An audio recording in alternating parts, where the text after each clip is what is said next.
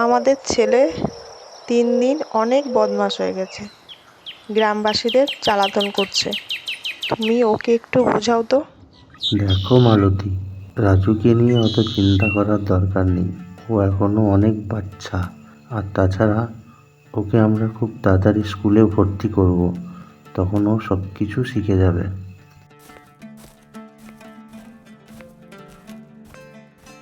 কি হলো রাজু, শুনছি তুমি খুব বদমাইশি করছো নাকি আজকাল?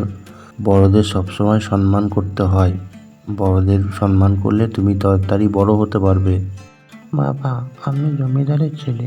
তোমাকে সবাই কত ভয় পেয়ে চলে, তা আমি দুষ্টুমি করলে ওরা কি করবে? মা, আমি খেলতে গেলাম।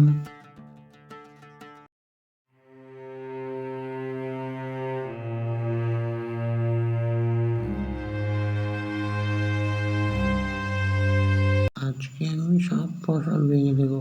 আমার বাবার কাছে গিয়ে আমার নামে নালিশ করেছে। তুইও ভাই বন্ধু, সব ভেঙে দে, দেখি চাষিরা কি করে। ওই তোমরা এগুলো কি করছো?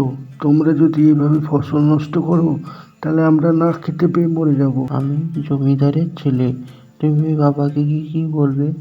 আমি বাবার কাছে তোমার নামে নালিশ করব যে আমাদের কোথাও খেলতে দেয় না এই গ্রামবাসীরা।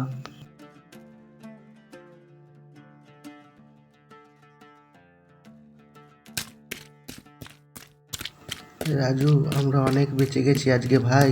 চল তাড়াতাড়ি এখান থেকে পালিয়ে যাই। তুই বকিস না তো, কিচ্ছু হবে না আমাদের।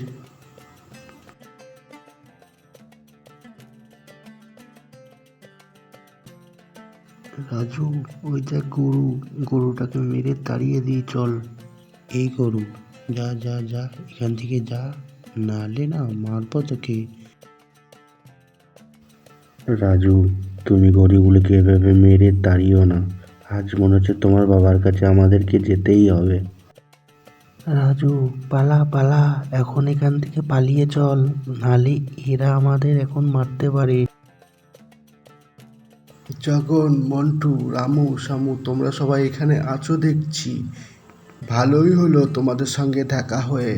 আমাদের চিন্তা দিন দিন বেড়েই যাচ্ছে জমিদারের ছেলের জন্য। হ্যাঁ শান্তনু কাকা, তুমি ঠিকই বলেছ। এর একটা ব্যবস্থা করতে হবে। চলো আজই আমরা জমিদারের বাড়িতে গিয়ে সব কিছু জানাই। হ্যাঁ, চলো যাই। জমিদার বাবু কি বলে দেখি, তারপর আমরা ব্যবস্থা নেব।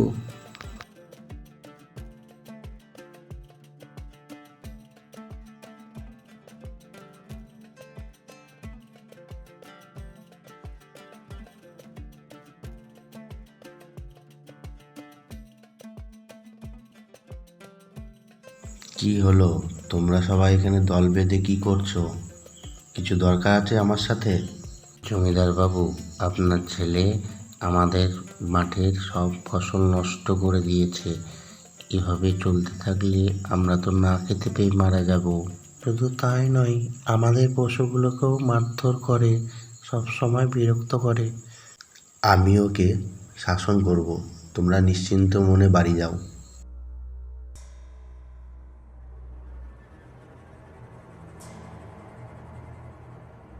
अलग निरंजन, बम बम भोले, अलग নিরঞ্জন। আসুন আসুন সাধু বাবা, আসুন, আপনার পায়ের ধুলো আমাদের বাড়িতে পড়ায় আমরা ধন্য। রাজুর মা, যাও তুমি সাধু বাবার জন্য কিছু খাবারের ব্যবস্থা করো। আজকে আমি এখানে কিছু খেতে আসিনি, আমি এসেছি আপনার ছেলের দুষ্টুমির শিক্ষা দিতে। রাজু, তুমি অনেক অহংকারী হয়ে গেছো। গরিব মানুষের ওপর তোমার কোনো মায়া দয়া নেই। তোমার এই অহংকারের জন্য তুমি শাস্তি পাবে। তুমি আমায় শাস্তি দেবে? তুমি তো শুধু লোককে আশীর্বাদ দাও, তুমি আমার কি করতে পারবে?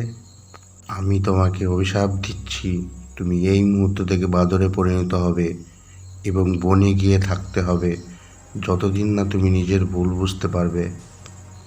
সাধুর অভিশাপে রাজু সঙ্গে সঙ্গে বাদর হয়ে যায় এবং বনের দিকে চলে যায়। ধুর, এ জীবন আর ভালো লাগছে না। আগে সবার সাথে খেলতাম, মা বাবার আদর পেতাম, আর এখন আমি একা একা কারোর সাথে কথা বলতে পারি না। হে ভগবান, আমার ভুল হয়েছে। আমি এখন বুঝতে পেরেছি আমার অহংকার আমার সর্বনাশ করেছে।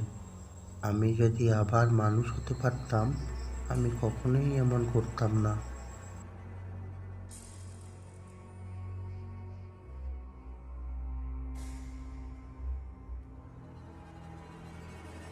হে সাধু বাবা, আমি আমার ভুল বুঝতে পেরেছি।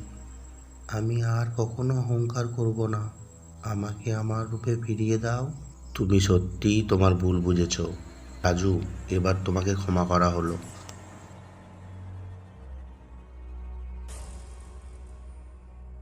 এবার থেকে কিন্তু আর দুষ্টুমি করবে না রাজু। এবার খুব ভালো ছেলে হয়ে থাকবে তুমি।